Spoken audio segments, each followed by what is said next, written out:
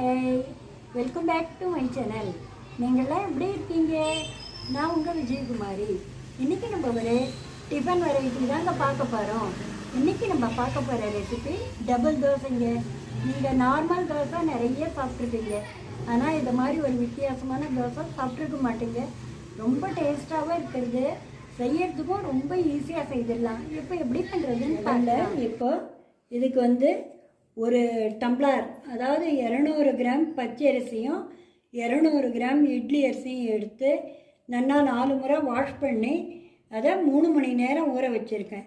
இது 2 டம்ளர்னால் அதுக்கு அரை டம்ளர் உளுந்து, 1 ஸ்பூன் வெந்தயம், அரை டம்ளர் 100 கிராம் உளுந்து, அதை எடுத்து அதையும் நல்லா 3 முறை வாஷ் பண்ணி 3 மணி நேரம் ஊற வச்சுருக்கேன். இப்போ ஒரு மிக்ஸி ஜார் எடுத்துக்கோங்க. அதில் உளுந்து போட்டு அரைச்சிக்கலாம். நிறைய நீங்கள் எடுத்துருந்தீங்கன்னா கிரைண்டரில் அரைச்சிக்கலாம். கொஞ்சமாக நான் பண்ணுறதுனால மிக்சியில் அரைச்சிக்கிறேன். இதை நல்லா நீங்கள் இட்லி மாவு அரைக்கிற மாதிரி தான் அரைக்கணும். அந்த தோசை மாவு பதத்துக்கு இருக்கணும். இப்போ இதுக்கு இந்த பருப்பு ஊற வச்ச தண்ணியே விட்டு அரைச்சிக்கணும். இது பாருங்கள், இதை மாதிரி நல்லா நைஸாக அரைச்சிக்கணும். நெக்ஸ்ட்டு இதே ஜார்லேயே இந்த ஊற வச்ச அரிசியை அரைச்சிக்கலாம். நீங்கள் டம்ளாரோ கப்போ எதில் ஒன்றாலும் எடுத்துக்கங்க. எடுக்கிற அரிசியில் பாதி உளுந்து, இந்த அரிசியில் இந்த பருப்பு தண்ணியே விட்டு நல்லா நைஸாக அரைச்சிக்கலாம். இது பாருங்கள், அரிசியும் அரைச்சாச்சு. இப்போ இதுக்கு தேவையான உப்பு போட்டுக்கலாம். நான் 2.5 ஸ்பூன் போட்டுக்கிறேன். 2 டம்ளர் அரிசி, அரை டம்ளர் உளுந்து, அதனால் 2.5 ஸ்பூன் உப்பு போட்டுக்கிறேன். இப்போ இதை போட்டுட்டு கையை நல்லா வாஷ் பண்ணி கையில் நல்லா அடித்து கலக்கணும்.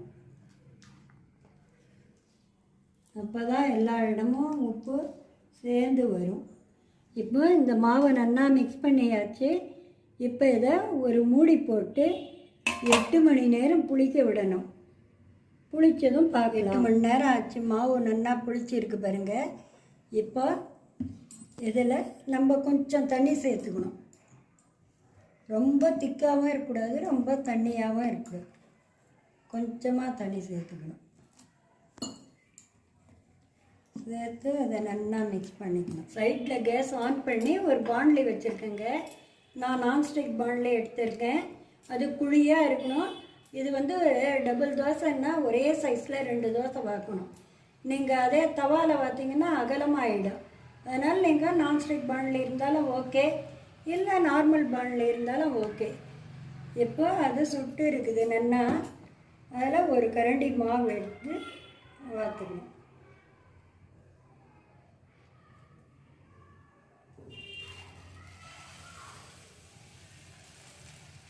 இதே மாதிரி இருந்தால் ரவுண்டாக 2 தோசை வாக்கிறதுனால ஒரே அளவாக வரும். இப்போ இதில் நடுவில் நீங்கள் நெய் அல்லது நல்லெண்ணெய் விட்டுக்கணும்.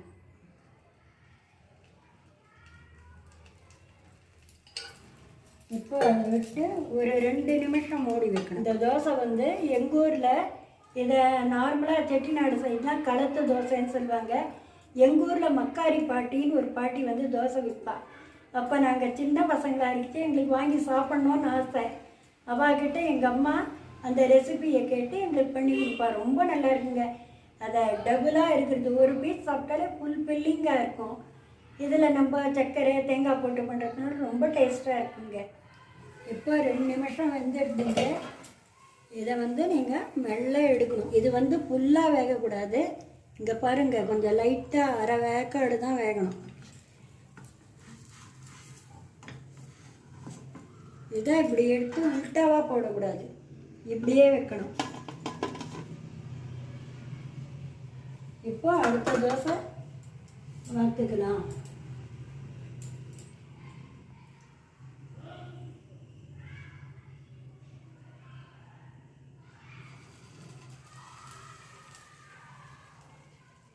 அந்த ரவுண்ட் சைஸுக்கு பார்த்தா தான் 2 ஒரே அளவாக இருக்கும்.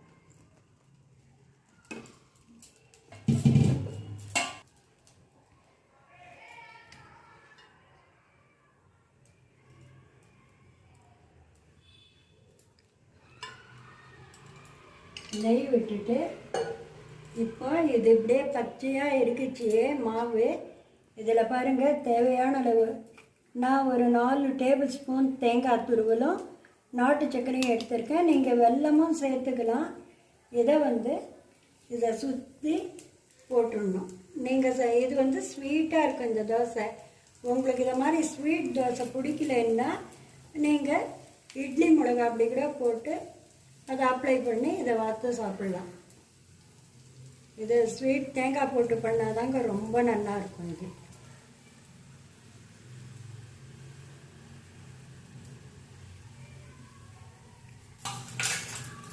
இப்போ மூடி போட்டு 2 நிமிஷம் வேக விடணும். இந்த பாருங்க, இது 2 நிமிஷம் நல்லா வெந்துடுது.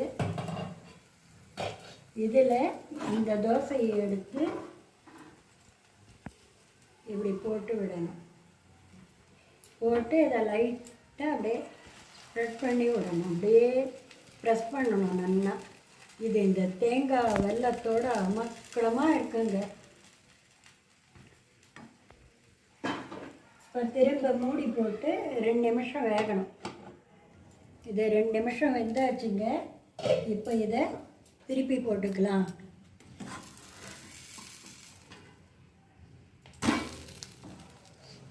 இப்போ திருப்பி போட்டு நல்லா அந்த பக்கமாக இந்த மாதிரி மொறுன்னு வரணும்.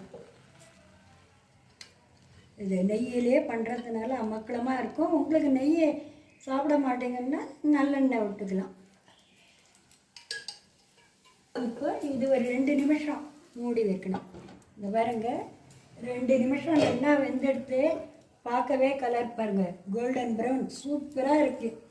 நீங்கள் ஒரு முறை செய்து சாப்பிட்டு பார்த்தீங்கன்னா விட மாட்டீங்க. அருமையாக இருக்கும். பாருங்கள், டபுள் தோசை எப்படி ஒட்டிண்டு அந்த தேங்காய் பாலும் வெல்லமும் அமக்கலமாக இருக்குங்க.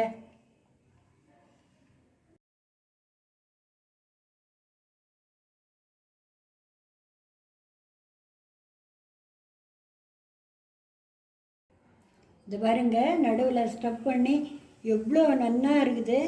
ஒரு முறை உங்கள் குழந்தைங்களுக்கு செய்து காமிச்சிங்கன்னா அது சாப்பிட கொடுத்தீங்கன்னா திரும்பி திரும்பி கேட்டுட்டே இருப்பா. அவ்வளோ டேஸ்ட்டாக இருக்குங்க.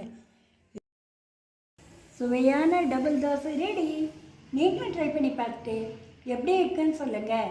நீங்கள் ஃபஸ்ட் டைம் பார்க்குறவளா இருந்தால் மறக்காமல் சப்ஸ்கிரைப் பண்ணுங்கள். தேங்க்யூ.